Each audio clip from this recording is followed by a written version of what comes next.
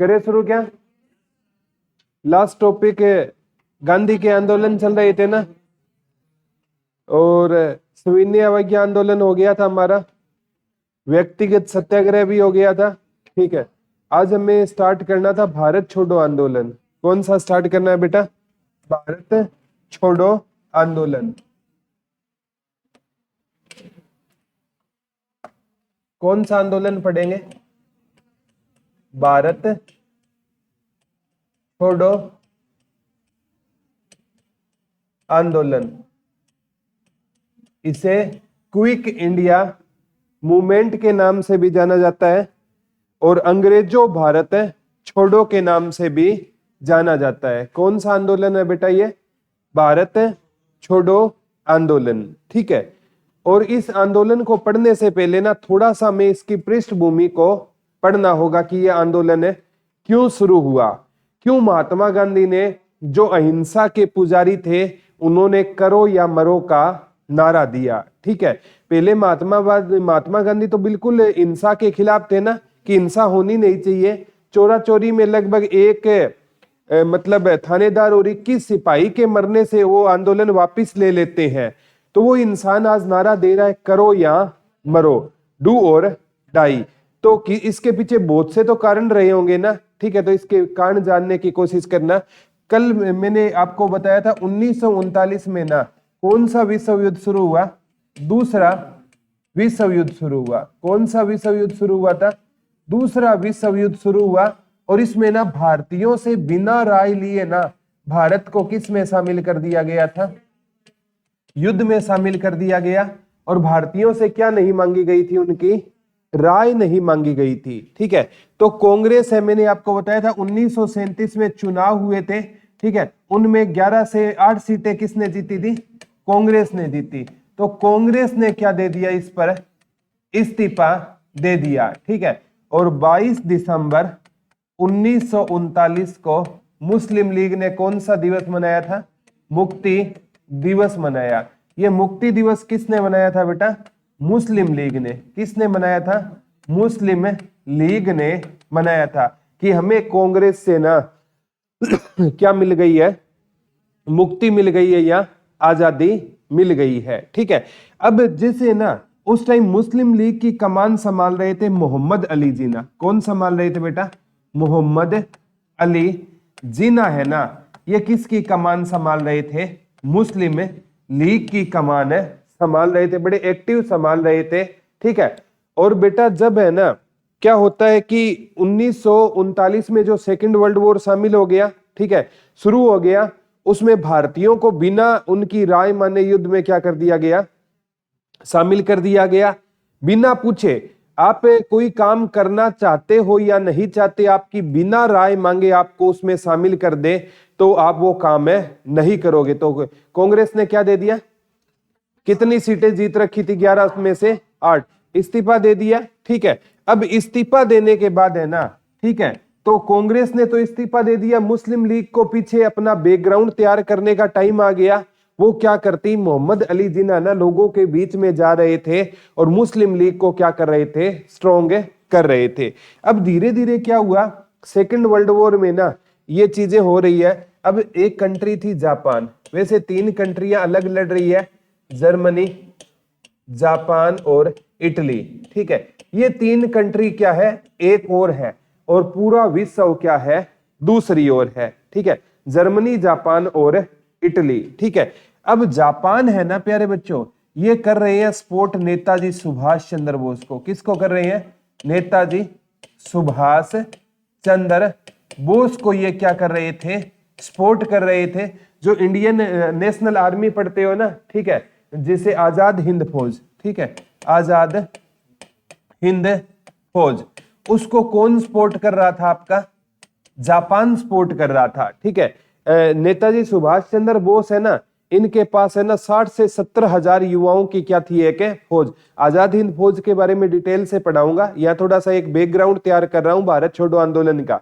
ठीक है, तो आजाद हिंद फौज है ना स्टार्टिंग में 1942 में बनाई थी एक कैप्टन मोहन सिंह ने। असफल हो गई। फिर रास बिहारी बोस ने प्रयत्न किया, असफल रही। फिर इसका सेनापति नियुक्त किया गया था नेताजी सुभाष चंद्र बोस, उसके बाद ये सफल होगी। ठीक है, अब जापान क्या कर रहा था, अंग्रेजों को हराने का काम कर रहा था। ये आजाद हिंद फौज है ना, म्यांमार तक है पहुंच गई थी अंग्रेजों को हराते हुए। इधर है ना, मतलब अंग्रेजों को लग रहा था कि जापान आपको क्या कर रहा है, हरा रहा है। तो अमेरिका ने ना ब्रिटेन को एक बात कही कि भारत को अगर आपको आजाद करना पड़े ना तो भारत को आजाद कर दो, लेकिन सेकंड वर्ल्ड वॉर में किसको शामिल करो, आप है भारत को शामिल करो। ये बात अमेरिका ने कह दी थी 1942 में। फिर एक मिशन आया बेटा 1942 में जिसे हम पढ़ते हैं क्रिप्स मिशन। कौन सा मिशन भारत आया, क्रिप्स मिशन। ये कहता है कि जैसे ही ना भारत आजाद होगा ना, एक तो भारत खुद का क्या बना सकता है, अपना संविधान बना सकता है, और एक हम भारत को ना डोमिनियल क्या दे देंगे, स्टेट का दर्जा दे देंगे। यानी भारत को क्या दे देंगे, हमें डोमिनियल स्टेट दे देंगे। ठीक है, एक जो मेन पोस्ट होगी अंग्रेजों की होगी, बाकी पोस्टें भारतीयों की होगी। लेकिन भारत कहता है हमें अब डोमिनियल स्टेट नहीं चाहिए, हमें तो क्या चाहिए, पूर्ण स्वराज्य चाहिए। ठीक है, पूर्ण स्वराज्य की मांग मैंने कहा था ना, 31 दिसंबर 1929 को एक लाहौर अधिवेशन हुआ था रावी नदी के किनारे। उसमें पंडित जवाहरलाल नेहरू ने किसकी मांग उठाई थी, पूर्ण स्वराज्य की। अब कह रहे हैं कि आज आप अंग्रेजों को, गांधी कह रहे हैं अभी आप घिरे हुए हो चारों ओर से, आप हमारा साथ चाह रहे हो और आप हमें कह रहे हो डोमिनियल स्टेट दे देंगे। आप हमारी आजादी की तो बात ही नहीं कर रहे ना।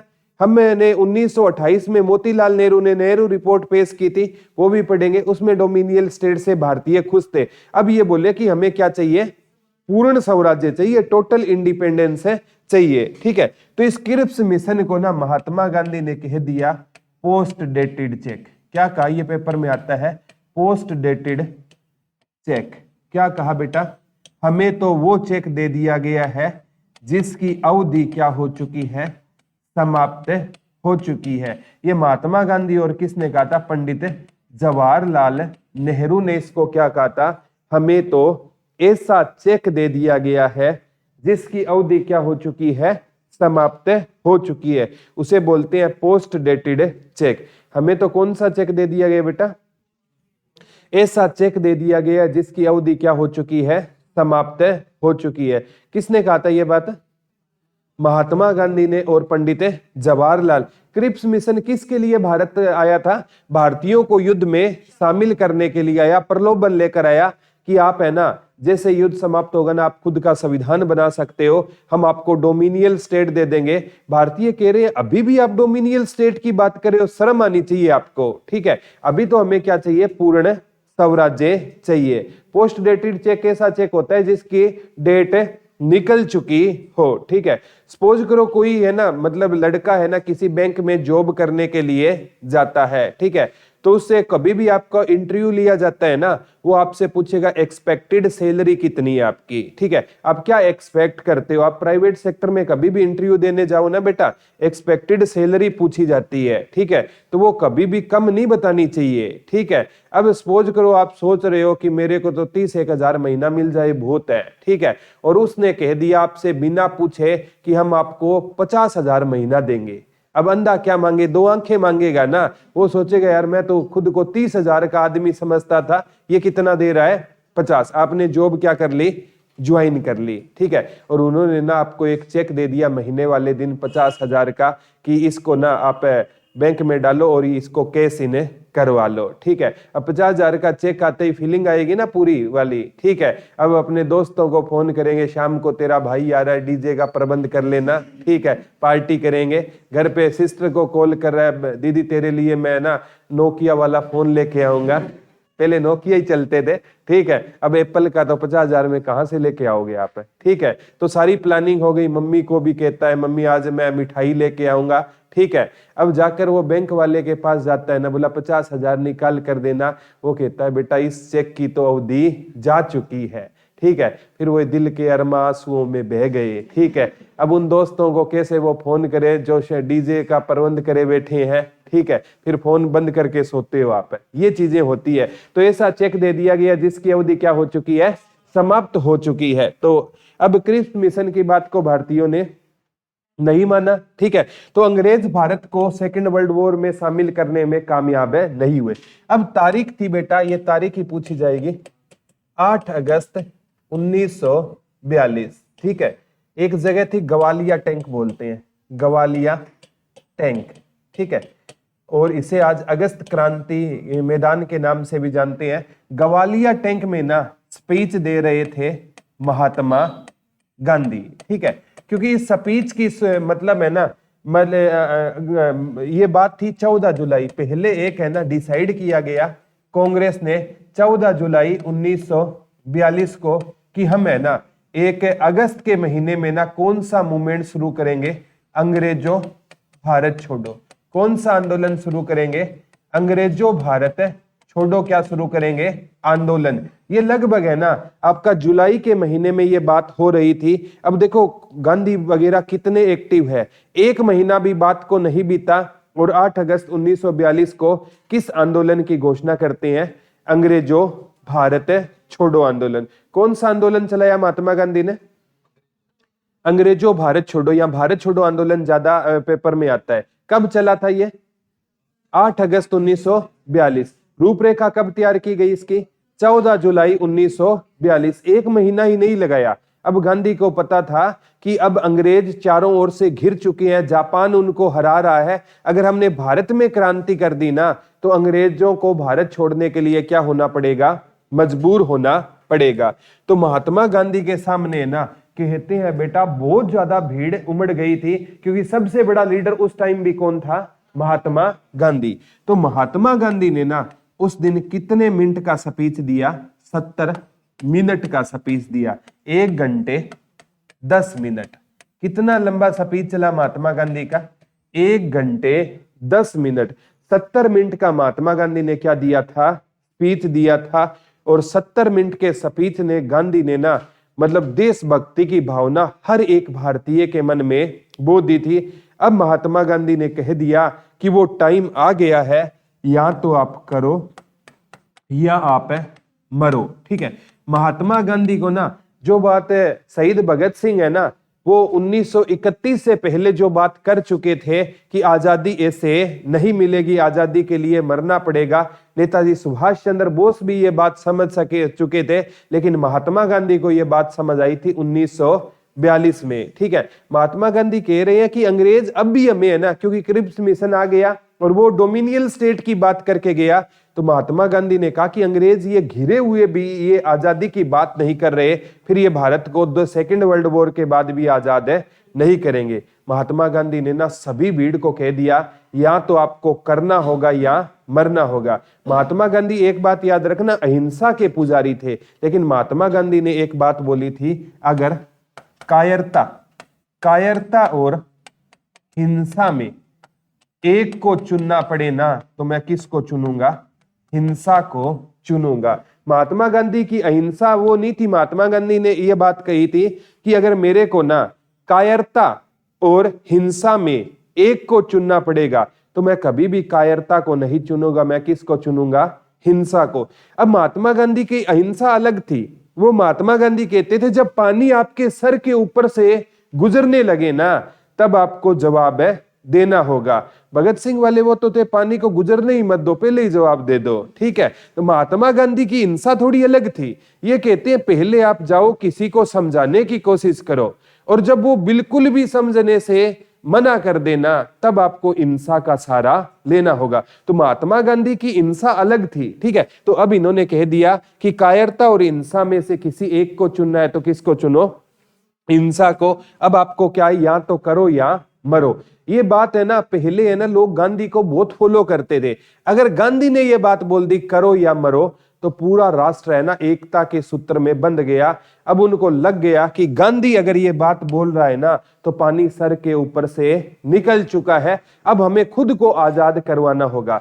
तो महात्मा गांधी बड़े इंटेलिजेंट थे, उनको इस बात का आभास था कि अगर है ना कल हो सकता है अंग्रेज हमें जेल में डाल दे। तो उन्होंने 70 मिनट में ना पूरा प्लान बता दिया कि हमें काम कैसे करना है। एक उन्होंने कहा जो बच्चों को जो किस में पढ़ते थे, स्कूलों और कॉलेज में पढ़ते थे, उन बच्चों को कहा कि आप स्कूल और कॉलेज है ना तब छोड़ना अगर आप आजादी का वेट कर सकते हो। तो महात्मा गांधी ने कहा आजादी हो सकता है 10 दिन में मिले और हो सकता है आजादी में 10 साल लग जाए।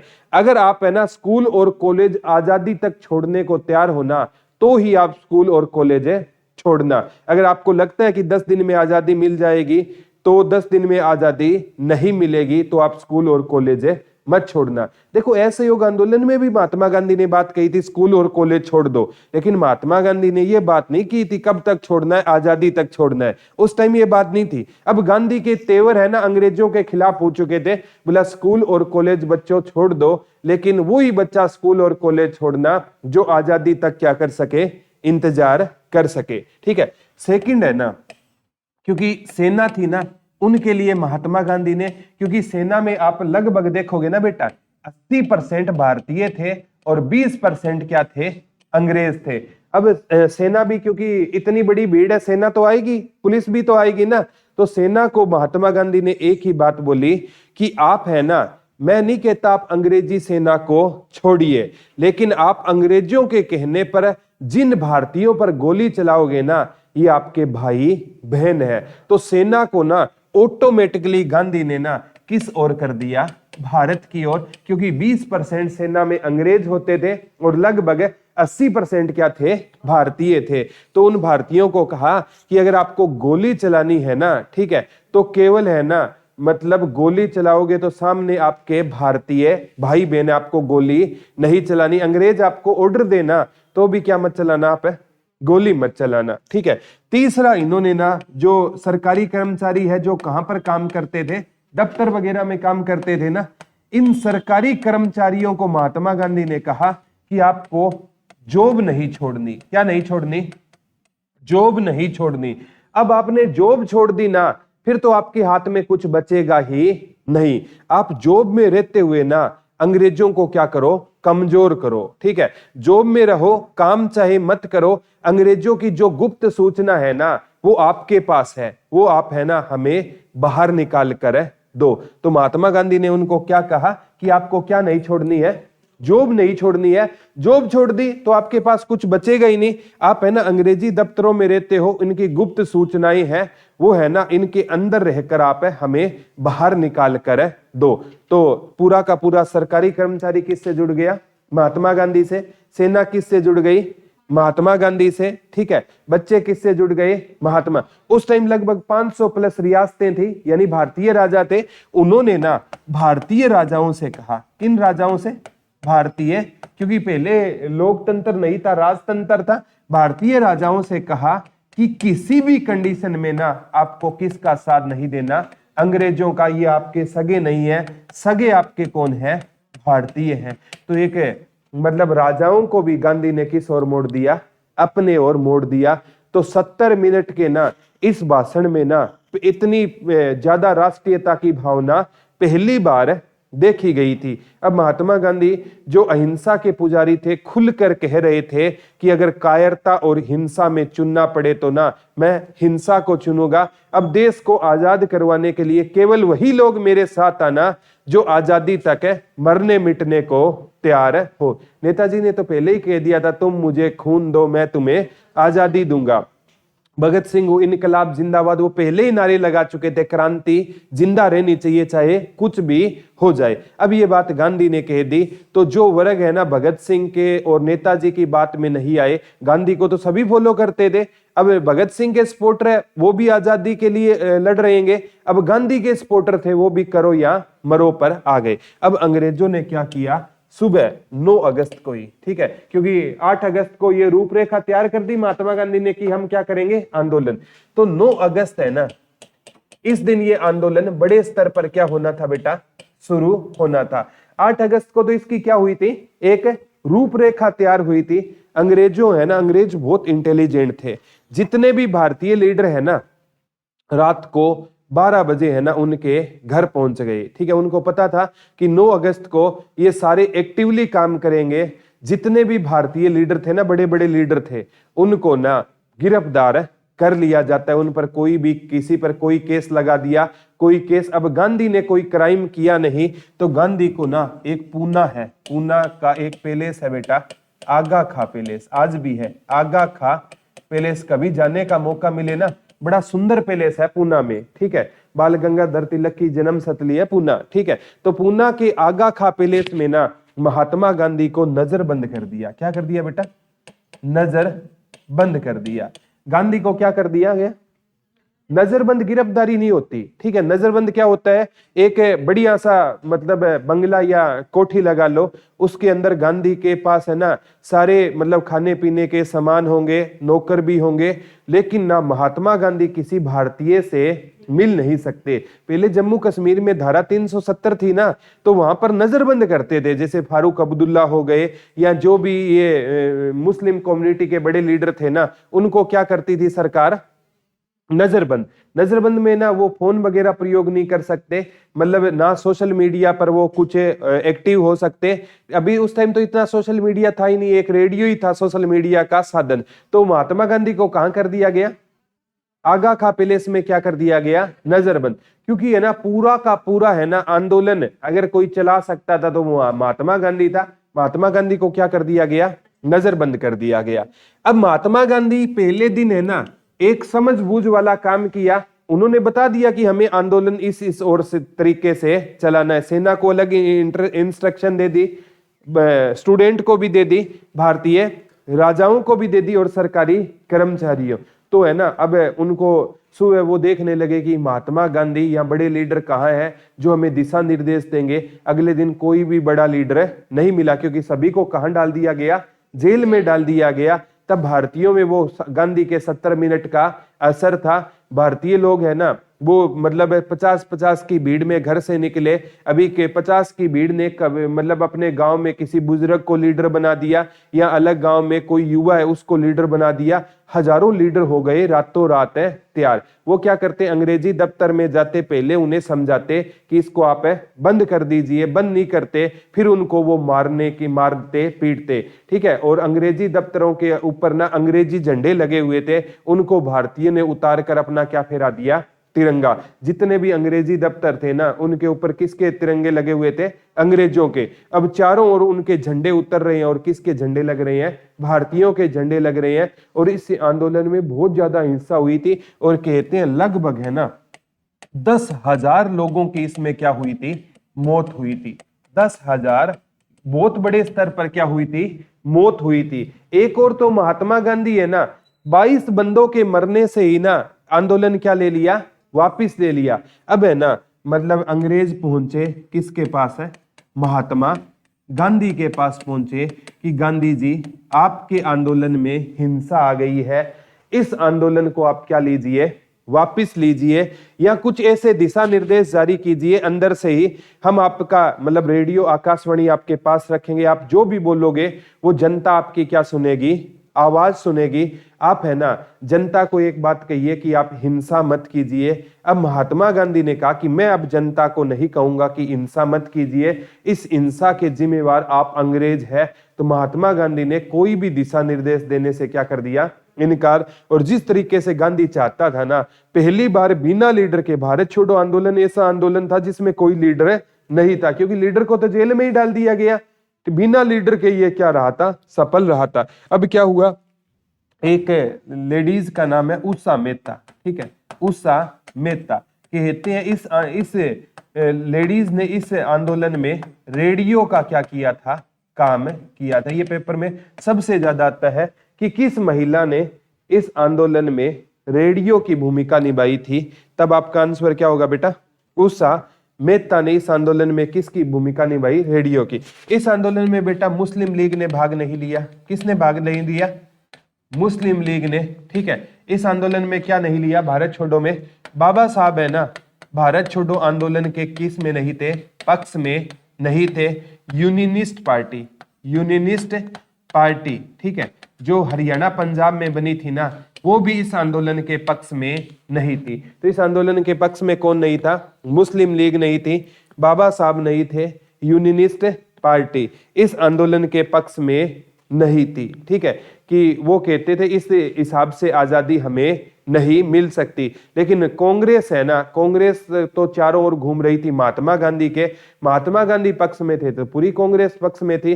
लेकिन ये देखो मुस्लिम लीग, बाबा साहब और यूनियनिस्ट पार्टी है ना, किस आंदोलन के पक्ष में नहीं थी बेटा?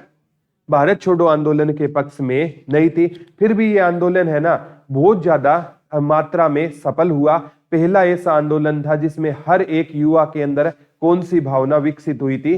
राष्ट्रीयता की भावना विकसित हुई थी। हर कोई युवा देश को आजाद करवाने के लिए लड़ रहा था। ठीक है, अब बात आती है सबसे इंपॉर्टेंट है कि इस टाइम है ना मुस्लिम लीग को क्या मिल गया बेटा? एक मौका मिल गया, क्योंकि कांग्रेस है ना या भारतीय किस में शामिल थे? युद्ध में थे। और मुस्लिम लीग को क्या मिल गया? एक मौका मिल गया। अब वो कहते हैं हम इस मौके का फायदा उठाएंगे। मोहम्मद अली जिन्ना ना जो मुस्लिम एरिया थे ना वहां पर जाकर ना उनको जिहाद का वास्ता दे रहे थे कि अभी है ना हम कांग्रेस हमारा, ये मोहम्मद अली जिन्ना वही लीडर है जो कभी देश की आजादी की बात किया करता था। ठीक है, 1920 में भारत छोड़ो जो असहयोग आंदोलन था ना उसमें भी मोहम्मद अली जिन्ना ने गिरफ्तारी तक दे दी थी। ये वो लीडर था जो भारतीयों की आजादी के पक्ष की बात करता था। आज ये लीडर कहता है कि कांग्रेस हमारा कभी भी भला नहीं चाह सकती। आजादी, अगर हम आजाद हो गए ना, भारत अंग्रेज छोड़ गए, लेकिन हम कांग्रेस से कभी आजाद नहीं होंगे। तो इन्होंने किसकी भावना को विकसित किया? जिहाद की। अब बात आती है पाकिस्तान की। थोड़ा सा पीछे चल देता हूं। 1930 में बेटा एक व्यक्ति है, एक शायर था जिसका नाम था मोहम्मद इकबाल। क्या नाम था? मोहम्मद इकबाल। ये वही है जिसने मतलब एक गीत गाया था, सारे जहां से अच्छा हिंदुस्तान हमारा, हम गुलिस्ता, हम बुलबुले हैं इसके, ये गुलिस्ता हमारा। इसने किसने गाया था? शायर इकबाल ने। तो इकबाल एक तरफ तो क्या कह रहा है? सारे जहां से अच्छा हिंदुस्तान हमारा। क्या कह रहा है? सारे जहां से अच्छा हिंदुस्तान हमारा। और दूसरी ओर कह रहा है कि भारत में क्या होने चाहिए? दो राष्ट्र होने चाहिए। ठीक है, एक और तो ये इंसान कह रहा है कि सारे जहां से अच्छा हिंदुस्तान हमारा, और दूसरी ओर कहता है कि हमारे यहाँ कितने राष्ट्र होने चाहिए? दो राष्ट्र। हालांकि बेटा इसने ये नहीं कहा कि पाकिस्तान होना चाहिए, इसने ये कहा कि कितने राष्ट्र होने चाहिए भारत में? दो। यानी एक और इसका इशारा था हिंदू राष्ट्र और मुस्लिम राष्ट्र। ठीक है, फिर एक 1933 में ना एक व्यक्ति है जो कैम्ब्रिज यूनिवर्सिटी का छात्र था, रहमत अली। कौन था बेटा? रहमत अली। इसने कहा कि जो दूसरा राष्ट्र है ना उसको नाम दिया जाएगा पाकिस्तान। क्या दिया जाएगा? पाकिस्तान, यानी पवित्र स्थान। पाकिस्तान से वो राष्ट्र क्या बना था? पाकिस्तान। पाक होता है पवित्र, पाक का अर्थ क्या होता है बेटा? पवित्र। और स्थान होती है जगह, ऐसी जगह जो क्या हो? पवित्र हो। ठीक है, तो पाक जैसे कहते हैं ना ये पाक साफ है, ये पवित्र है। ठीक है, मुसलमान में पाक का अर्थ क्या होता है? पवित्र, शुद्ध। शुद्ध सा से पाक को उन्होंने कहा कि जो शायर इकबाल ने कहा है दो राष्ट्र होने चाहिए, मैं कहता हूं जो दूसरा राष्ट्र है ना वो क्या होना चाहिए? पाकिस्तान होना चाहिए। पाकिस्तान से क्या बना था ये बेटा? पाकिस्तान। अब इस टाइम है ना मोहम्मद अली जिन्ना है ना इतने एक्टिव नहीं थे मुस्लिम लीग में, इतने ज्यादा वो एक्टिव नहीं थे। ठीक है, एक बार वो लंदन भी चले गए थे मुस्लिम लीग को छोड़कर। अब मोहम्मद अली जिन्ना ना 1936 के आसपास है ना लंदन से आकर दोबारा किस में कमान संभाल ली उसने? मुस्लिम लीग में। ठीक है, पूरी तरह एक्टिव हो गए। कौन? मोहम्मद अली जिन्ना। कौन एक्टिव हो गए बेटा? मोहम्मद अली जिन्ना पूरी तरह किस में एक्टिव हो गए थे? वो मुस्लिम लीग में। तो कहते हैं 1939 में कांग्रेस ने क्या दे दिया था? इस्तीफा दे दिया। तो 1940 के लाहौर अधिवेशन में ना, ठीक है, इन्होंने किसकी मांग उठाई? पाकिस्तान की मांग उठाई। ठीक है, पाकिस्तान की मांग कब उठी? 1940 के लाहौर अधिवेशन में। पाकिस्तान की मांग कब उठी थी बेटा? 1940 के किस अधिवेशन में उठी थी? लाहौर अधिवेशन में उठी थी। लिख लो, पाकिस्तान की मांग कब उठी थी? कब उठी थी? 1940 के किस अधिवेशन में उठी थी बेटा? लाहौर अधिवेशन में किसकी मांग उठी थी? पाकिस्तान की मांग उठी थी। कब उठी थी पाकिस्तान की मांग? 1940 के किस अधिवेशन में उठी थी? लाहौर अधिवेशन में किसकी मांग उठाई गई? पाकिस्तान की मांग उठाई गई। 3 क्वेश्चन बनते हैं। 2 राष्ट्र का फार्मूला किसने दिया? मोहम्मद इकबाल ने 1930 में। पाकिस्तान नाम किसने दिया? चौधरी रहमत अली ने 1933 में। और पाकिस्तान की मांग कब उठी? 1940 के लाहौर अधिवेशन में। किसने उठाई? मोहम्मद अली जिन्ना ने किसकी मांग उठाई? पाकिस्तान की। अब है ना, मुस्लिम लीग ने भारत छोड़ो आंदोलन में क्या नहीं दिया? उनको तो मौका मिल गया था ना कि मुस्लिम लीग का हम क्या करते हैं, प्रचार प्रसार करते हैं। अब कांग्रेस है ना, वो युद्ध में बिजी है, हम है ना क्या करते हैं, इसका फायदा उठाते हैं। तो इन्होंने कहा कि मुसलमानों को भारत छोड़ो आंदोलन में क्या नहीं लेना, हिस्सा नहीं लेना। तो मुस्लिम लीग नहीं ले रही, तो लगभग है ना बहुत से मुसलमान पढ़े लिखे भी थे, उन्होंने भारतीयों का साथ भी दिया। जैसे मौलाना अबुल कलाम आजाद है। आजाद भारत के पहले शिक्षा मंत्री कौन थे? मौलाना अबुल कलाम आजाद। मुस्लिम लीग ने उनको गद्दार की संज्ञा दी है, ये गद्दार नेता है, लेकिन वो बहुत अच्छे नेता होते थे, मौलाना अबुल कलाम आजाद। बहुत से पढ़े लिखे मुसलमान थे ना, वो कहते थे कांग्रेस क्या है, सही है। ठीक है, अब बात आई सबसे इंपॉर्टेंट है कि महात्मा गांधी को नजरबंद कर दिया गया पूना के आगा खां पैलेस में। ठीक है, उषा मेहता ने किसका काम किया था बेटा? रेडियो का काम किया। अब आप कहोगे सर ये रेडियो का काम कैसे होता है? इसने ना मेक्सिको के इंजीनियर से सहायता ली थी। कहां के इंजीनियर से? मेक्सिको के इंजीनियर से क्या ली थी? सहायता ली थी। ये क्या करती थी बेटा? वो वायरिंग बिछाने का काम किया करती। उषा मेहता क्या करती? ये है ना, मतलब किसी जहां पर इसको पता चला कि ये भारतीय यहाँ पर नजरबंद है, लगा लो गांधी नजरबंद है, तो ये क्या करती, जैसे कोई है ना सर्वेंट का रूप धारण कर कर जाती और वहां पर ना वो वायर से बिछा आती सफाई करते करते, जिससे ना वो बता देती नेता को कि आप बोलोगे ना तो आपके विचार है ना रेडियो के माध्यम से जनता सुनेगी। तो अब नेता कोई भी बात बोलते ना, वो बात है बाहर जा रही थी। अंग्रेजों को इसका बाद में पता चला, पता तो चल गया रेडियो पर खबर आएगी, लेकिन वो ये बात पता नहीं कर पाए कि ये हो कैसे रहा है। तो उषा मेहता ने ना भूमिगत रहकर, ये ना सेकंड लेयर की लीडर थी, फर्स्ट लेयर के लीडर सारे बंद थे, महात्मा गांधी बंद थे, और भी बड़े लीडर बंद थे।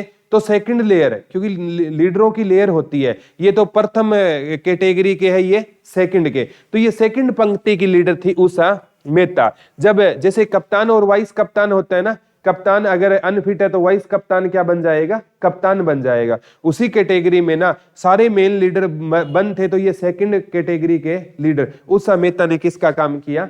रेडियो का। एक हरियाणा से थी अरुणा आसफ अली। अरुणा आसफ अली, इसे हीरोइन ऑफ 1942 कहा जाता है। हीरोइन ऑफ 1942, ठीक है, हीरोइन, मदर ऑफ ये भी कहा जाता है इंडियन रेवोल्यूशन। अरुणा आसफ अली को हीरोइन ऑफ 1942 कहा जाता है। ये पहली हरियाणा की महिला थी। कहां से थी? पंचकुला। और ये भी क्वेश्चन आता है, भारत रत्न प्राप्त करने वाली हरियाणा की पहली महिला कौन थी? अरुणा आसफ अली। लिख लो, भारत रत्न प्राप्त करने वाली हरियाणा की पहली महिला कौन सी थी? अरुणा आसफ अली। लिख लो, भारत रत्न प्राप्त करने वाली, भारत रत्न प्राप्त करने वाली हरियाणा की पहली महिला कौन सी थी बेटा? अरुणा आसफ अली थी। कौन सा रत्न प्राप्त करने वाली महिला थी? भारत रत्न प्राप्त करने वाली पहली महिला कौन होती थी? अरुणा आसफ अली होती थी, जिन्हें कौन सा रत्न मिला था? भारत रत्न मिला था। ठीक है, इन्होंने भी इस आंदोलन में हिस्सा लिया। उषा मेहता ने किसका काम किया? रेडियो का। ठीक है, एक नाम आता है राम मनोहर लोहिया। राम मनोहर लोहिया। एक नाम आता है जय प्रकाश नारायण। जय प्रकाश नारायण। इन्होंने भारत छोड़ो आंदोलन में भूमिगत रहकर क्या किया था? काम किया था। भूमिगत का मतलब होता है सामने नहीं आए, अंडरग्राउंड रहकर। ठीक है, भूमिगत रहकर इस आंदोलन को आगे बढ़ाया था। इस आंदोलन में 5 बड़े लीडर याद करना है: महात्मा गांधी, उषा मेहता, अरुणा आसफ अली, जय प्रकाश नारायण, राम मनोहर लोहिया। लीडर तो और थे, लेकिन ये है ना ज्यादा एक्टिवली काम करने में सफल हुए थे। ठीक है, कौन कौन? महात्मा गांधी, उषा मेहता, अरुणा आसापल्ली, जयप्रकाश नारायण और राम मनोहर लोहिया, इन्होंने ना भूमिगत रहकर या बेटा अंडरग्राउंड रहकर ना इस आंदोलन को क्या बढ़ाया था, आगे बढ़ाया था। किसने बढ़ाया था?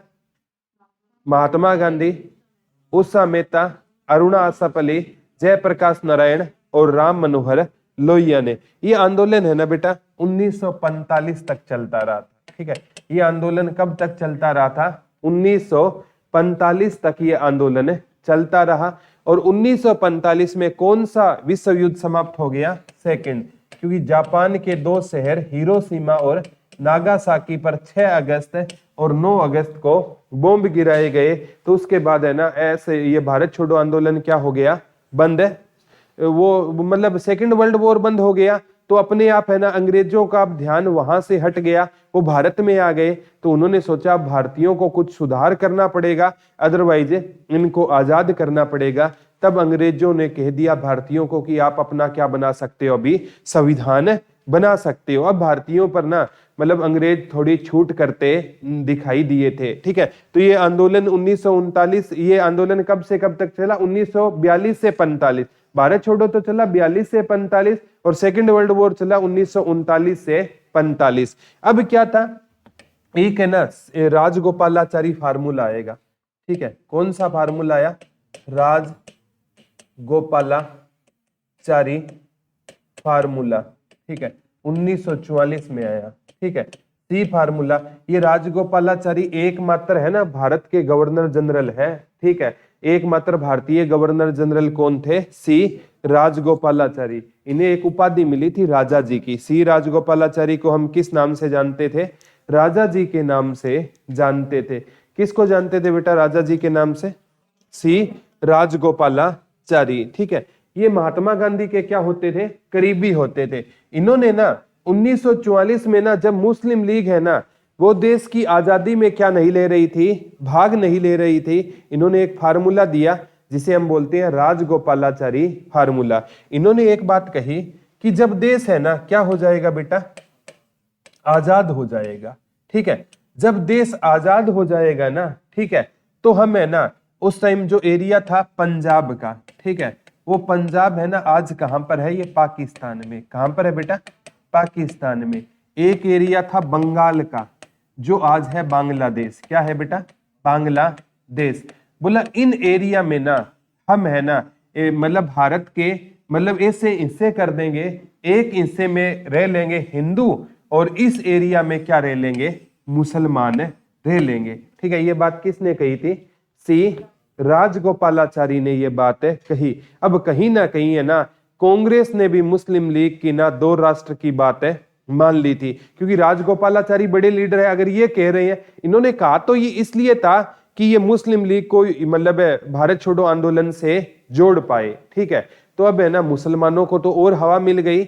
बोला अब है ना बात बन सकती है। ठीक है, अगर ये कांग्रेस के बड़े लीडर है ना ये कह रहे हैं कि 2 मतलब जो बंगाल का एरिया जो वर्तमान का क्या है? बांग्लादेश, और जो आपका पंजाब का एरिया जो वर्तमान का क्या है? पाकिस्तान। ठीक है, यहीं पर मुसलमान ज्यादा है देखा जाए तो। ठीक है, तो क्या कह रहे हैं कि आप है ना ये चीजें कब होगी? आजादी के बाद होगी। सी राजगोपालाचारी में ये फार्मूले में बात लिखी गई थी, ये चीजें हम कर देंगे, लेकिन हम कब करेंगे? आजादी के बाद। लेकिन तब तक है ना मुस्लिम लीग को कांग्रेस का क्या देना होगा? साथ देना होगा। यह फार्मूला है ना मुस्लिम लीग को साथ लेने के लिए आया था। मुस्लिम लीग को किसका साथ देना होगा? कांग्रेस का साथ देना होगा। लेकिन ये राजगोपालाचारी फार्मूला असफल हो गया। मुस्लिम लीग ने इनकी बात को नहीं माना और मुस्लिम लीग ने अपने मतलब भाइयों से कहा कि अब है ना कांग्रेस हमें है ना अलग से राष्ट्र दे सकती है, तो अब हमें अलग से राष्ट्र की क्या उठानी चाहिए? मांग। तो मुस्लिम लीग के मोहम्मद अली जिन्ना ने ना राजगोपालाचारी जी से कहा कि क्या गारंटी है कि देश की आजादी के बाद है ना आप हमें सेकंड राष्ट्र दे दोगे? क्योंकि अंग्रेज जब चले जाएंगे फिर तो चारों ओर हिंदुओं का शासन होगा, यानी हिंदुओं का मतलब वो कांग्रेस को जोड़ रहे थे। बोला क्या गारंटी है कि कांग्रेस हम मुस्लिम लीग वालों को अलग राष्ट्र दे या नहीं दे? हम तो अंग्रेजों के शासन में ही ये चीजें लेकर रहेंगे। तो ये राजगोपालाचारी फार्मूला क्या हो गया बेटा, असफल हो गया। क्यों असफल हो गया? अब मुस्लिम लीग को ना विश्वास ही नहीं रहा कि कोई उनकी क्या करेगा, सहायता करेगा। ठीक है, अब है ना मुस्लिम लीग ने ना ये जिहाद के नाम पर, जिहाद होता है धर्म युद्ध, क्या होता है बेटा, धर्म युद्ध। 1946 में जो चुनाव होंगे ना, ठीक है, 1946 में क्या होंगे, संविधान सभा के लिए क्या होंगे बेटा, चुनाव होंगे ना, ठीक है। और उसमें देखा जाए ना, हालांकि मुस्लिम लीग ने 73 सीटें जरूर जीती, लेकिन ना मतलब इन 100% अगर मैं मुसलमानों की बात करूं ना, उनमें 75% मुसलमानों ने किसको वोट दिया था, मुस्लिम लीग को वोट दिया। और कई कई जगह तो मुस्लिम लीग है ना नंबर 1 पर आई थी। ठीक है, तो कहने का मतलब है कि मोहम्मद अली जिन्ना ने जो काम किया था ना, वो काम है रंग लाता हुआ दिखाई दे रहा था। अब 73 सीटों से उनकी बात नहीं बनने वाली थी। क्या होता है बेटा, एक बात याद रखना, जो कमजोर इंसान होता है ना, वो नंबर 1 बन नहीं सकता, लेकिन नंबर 1 वाले को वो गाली जरूर देगा। ये सच्चाई होती है। जब लोग आपकी बराबरी नहीं करेंगे ना, तो आपकी आलोचना करना शुरू कर देंगे, या आपके खिलाफ साजिश रचना क्या कर देगी, शुरू कर देंगे।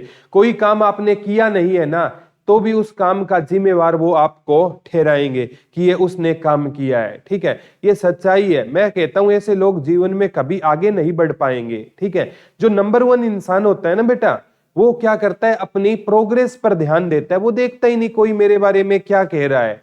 ठीक है, और जो मतलब नंबर 1 नहीं बन सकता ना, वो नंबर 1 वाले को गालियां देना शुरू कर देगा, टारगेट करना शुरू कर देगा, ताकि लोग मेरे को सुने। ठीक है, तो कभी भी जीवन में मैं आपसे कहना चाहता हूं कि नंबर 1, पापा हमेशा एक बात कहते थे, बेटा नंबर 1 बनना मुश्किल नहीं है, लेकिन नंबर 1 पर टिके रहना क्या है, मुश्किल है। नंबर 1 तो बन जाओगे आप, लेकिन नंबर 1 पर आपका टिके रहना परमानेंट है, वो बहुत ज्यादा क्या है, मुश्किल है। वो अगर आप नंबर 1 पर टिके रहना चाहते हो ना, तो आप में स्थायिता होना चाहिए। ठीक है, कोई आपके खिलाफ बोले ना, तो आपको जवाब नहीं देना है। ठीक है, किस किस को जवाब दोगे? अब आप घर से, सपोज करो लड़कियां घर से आती है, तो कितने इनको कोई बस स्टैंड पे कहता है ये मास्टर नहीं बनेगी, ये क्या बनेगी। ठीक है, घर वाले कहते होंगे, पड़ोसी भी कहते होंगे, बोला एक दिन ना जाएगी तो ये कौन सा डीसी बन जाएगी। बहुत से होता है, लड़कों के साथ भी कम होता है, क्योंकि ये गौरते ही नहीं है किसी बात को। ठीक है, हो तो भी कोई दिक्कत नहीं है, बोला गुरुजी इज्जत है ही नहीं, बेइज्जती क्या करेगा मेरी, कोई इज्जत घर छोड़ के आता हूं मैं। ठीक है, बापू इज्जत उतार लेता है, फिर और कौन उतारेगा मेरी। ठीक है, तो हाँ, इनको कोई दिक्कत नहीं है। लेकिन लड़कियां है ना थोड़ा फील करने वाली होती है। ठीक है, इनको कोई किसी ने बोल दिया ना, चाहे भरी बस में ये लड़ाई कर लेगी। ठीक है, बोला बोला तो बोला कैसे, तेरे हिम्मत कैसे हुई बोलने की। ठीक है, मेरे पापा पढ़ा रहे हैं, तेरे को क्या मतलब है मैं लगूं या ना लगूं। ये जवाब देने में विश्वास रखती है, जो नहीं होना चाहिए। ठीक है, अब जवाब मत दो। ठीक है, वही वाली गांधी वाली बात है, पानी सर के ऊपर से निकले ना तो जवाब देना चाहिए, कायरता भी नहीं होनी चाहिए।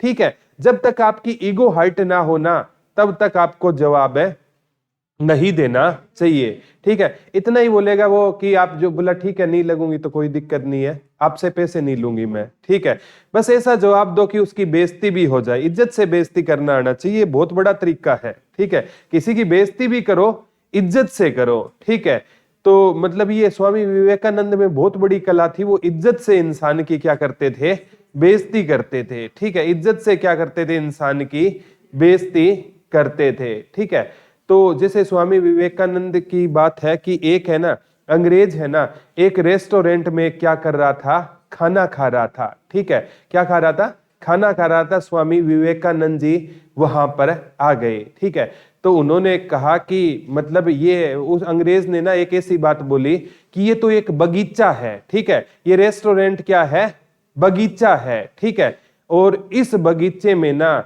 मतलब उन्होंने कोई गलत वर्ड यूज किया था, कोई जानवर आ गया है। क्या आ गया है, जानवर आ गया है। स्वामी जी ने बड़े प्यार से कहा कि आपको क्या लगता है कि मैं यहां से उड़ जाऊं। ठीक है, वो बगीचे में मतलब जानवर को संज्ञा दे रहे थे कि स्वामी जी जानवर आ गए हैं। स्वामी जी ने उसको ही जवाब दे दिया, मैं तो एक सुंदर पक्षी हूं इस बगीचे का, आप क्या कहते हो, आपके कहने से मैं यहां से उड़ जाऊं। अब जानवर कौन हो गया, वो अंग्रेज हो गया। ठीक है, ये होती है, एक क्वालिटी होती है इंसान में। ठीक है, तो उन्होंने कहा कि आपकी भगवत गीता नीचे दब कर रह गई। बोला आपकी किताबों में वो बुराइयां थी, हम चाय को छानते हैं, अशुद्धियां ऊपर रह जाती है और शुद्ध चाय नीचे, वो क्वालिटी होनी चाहिए। बोला स्वामी जी आप मेरे से शादी कर लो। ठीक है, बोला क्यों शादी कर लो? बोला मुझे आप जैसा बेटा चाहिए आपसे। ठीक है, बोला मैं आपको माँ बोलता हूं, आपको बेटा मिल जाएगा और मेरे को माँ मिल जाएगी। ये होती है इज्जत से। ठीक है, अगले को एहसास भी मत होने दो और अपनी बात भी कह दो। ठीक है, तो सी राजगोपालाचारी फार्मूले पे आओ, फीलिंग में मत खो। ठीक है, तो 1944 में राजगोपालाचारी फार्मूला क्या हो गया? असफल हो गया। 1946 में जो चुनाव हुए ना, उसमें मुस्लिम लीग को ने कहा कि ये तो एक जनादेश है, जनता का आदेश है कि हमें है ना अलग राष्ट्र चाहिए। ठीक है, तो यहां तक की चीजें समझ आई या नहीं आई है? ठीक है, कोई डाउट तो नहीं है? ठीक है, तो भारत छोड़ो आंदोलन बहुत ज्यादा इंपॉर्टेंट है। ठीक है, इसका ठीक है उस टाइम परिणाम तो नहीं आया, लेकिन इसने ना आजादी में क्या निभाई थी? बहुत बड़ी भूमिका निभाई। तो महात्मा गांधी का ना समाधि स्थल पूछा जाएगा राजघाट। महात्मा गांधी का समाधि स्थल कौन सा रहेगा? समाधि स्थल राजघाट रहेगा। महात्मा गांधी है ना, एक व्यक्ति है लियो टोलस्टॉय। लियो टोलस्टॉय इनके विचारों से बहुत ज्यादा प्रभावित थे। लिख लो, महात्मा गांधी के जीवन पर लियो टोलस्टॉय, लियो टोलस्टॉय इनके विचारों से महात्मा गांधी बहुत प्रभावित थे। और महात्मा गांधी के राजनीतिक गुरु थे गोपाल कृष्ण गोखले। लिख लो, महात्मा गांधी के राजनीतिक गुरु कौन थे? गोपाल कृष्ण गोखले। और महात्मा गांधी किसके विचारों से ज्यादा प्रभावित होते थे? लियो टोलस्टॉय के विचारों से ज्यादा प्रभावित थे। और गांधी जी के राजनीतिक गुरु कौन थे? बता दो। गोपाल कृष्ण गोखले महात्मा गांधी के कौन से गुरु होते थे? राजनीतिक गुरु। और महात्मा गांधी है ना, ठीक है, लियो टोलस्टॉय के विचारों से सबसे ज्यादा क्या होते थे? प्रभावित। राजनीतिक गुरु कौन होते थे? गोपाल कृष्ण गोखले। ठीक है, और महात्मा गांधी जब भारत आजाद हो गया ना 1947 में, तो इन्होंने कोई भी पद लेने से क्या कर दिया? इनकार कर दिया। महात्मा गांधी ने कहा कि मेरे को कोई भी पद नहीं चाहिए। तो इनको ना नेताजी सुभाष चंद्र बोस ने एक उपाधि दी थी। नेताजी सुभाष चंद्र बोस ने इनको उपाधि दी थी राष्ट्रपिता की। कौन सी उपाधि दी थी? राष्ट्रपिता की उपाधि दी थी। ठीक है, नेताजी सुभाष चंद्र बोस ने इनको कौन सी उपाधि दी थी? बता दो। राष्ट्रपिता की उपाधि दी थी। कौन सी उपाधि दी थी? किसने दी थी? नेताजी सुभाष चंद्र बोस ने इनको कौन सी उपाधि दी थी? राष्ट्रपिता की। और जब देश आजाद हुआ ना, तो महात्मा गांधी ने कहा कि मेरे को ना इस आजादी में कोई भी पद नहीं चाहिए। ये चाहते वो पद इनको मिल सकता था, क्योंकि कांग्रेस इनके पूरी इनके पकड़ में थी, लेकिन इन्होंने कहा कि मेरे को कोई पद नहीं चाहिए। और इन्होंने तो ये भी बात कही कि अब हमें कांग्रेस को समाप्त कर देना चाहिए। अब हमें कांग्रेस को क्या कर देना चाहिए? समाप्त कर देना चाहिए। क्योंकि कांग्रेस है ना, वो देश को क्या करने के लिए बनी थी? आजाद करने के लिए। अब कांग्रेस ने देश को क्या करा दिया है? आजाद करवा दिया है। अब हमें है ना कांग्रेस को क्या कर देना चाहिए? समाप्त कर देना चाहिए। कहते हैं दिन था 30 जनवरी 1948। महात्मा गांधी को ना एक व्यक्ति है नथु राम गोडसे, इसने महात्मा गांधी को क्या मार दी थी? गोली मार दी थी। लिख लो, 30 जनवरी 1948 को नथुराम गोडसे ने महात्मा गांधी को क्या मार दी थी? गोली मार दी। इसीलिए 30 जनवरी को ना हम एक दिवस मनाते हैं, शहीद दिवस। कौन सा दिवस है? शहीद दिवस। शहीदी दिवस 23 मार्च को है। 30 जनवरी को कौन सा दिवस होता है? शहीद दिवस भी होता है। कुष्ठ निवारण दिवस भी आप पढ़ते हो। 30 जनवरी को कौन सा दिवस है बेटा? और 2 अक्टूबर को अहिंसा दिवस। महात्मा गांधी का जन्मदिन और लाल बहादुर शास्त्री जी का जन्मदिन है 2 अक्टूबर। किस रूप में मनाया जाता है? अहिंसा दिवस। तो 30 जनवरी को कौन सा दिवस है बेटा? और 2 अक्टूबर को अहिंसा दिवस। कौन सा दिवस है? अहिंसा दिवस के रूप में। और नथुराम गोडसे को ना जो फांसी दी गई थी ना, हरियाणा की किस जेल में दी गई थी? अंबाला जेल में दी गई थी। लिख लो, नथुराम गोडसे को फांसी कहां पर दी गई थी? हरियाणा की अंबाला जेल में दी गई थी। ठीक है, नथुराम गोडसे अपनी एक पुस्तक में लिखता है कि मैं महात्मा गांधी से पहली बार है ना असहयोग आंदोलन के दौरान मिला था। किसने लिखा था बेटा ये बात? नथुराम गोडसे ने अपनी पुस्तक में लिखा कि मैं महात्मा गांधी से ना असहयोग आंदोलन के दौरान 1920 से 22 के बीच में मिला, और मैं चाहता ना तो महात्मा गांधी को वहीं पर क्या कर सकता था, गोली मार सकता था, क्योंकि मैं महात्मा गांधी के विचारों से कभी भी प्रभावित नहीं था। ठीक है, तो मैंने गोली क्यों नहीं मारी? मेरे को पता था भारत में क्रांतिकारी आंदोलन होंगे और उन क्रांतिकारियों को एक ही आदमी रिहा करवा सकता है, वो है महात्मा गांधी। तो मैंने गांधी को नहीं मारा, लेकिन जैसे ही देश आजाद हुआ तो मेरे को लगा अब देश को गांधी की जरूरत है नहीं, और मैंने इनको क्या मार दी, गोली मार दी। तो ये तारीख कौन सी थी? 30 जनवरी 1948 की तारीख थी। ठीक है, तो ये गांधी के आंदोलन आपके कंप्लीट हो गए हैं। यहां तक कोई डाउट है क्या? समझ आ गया? थैंक यू बच्चों।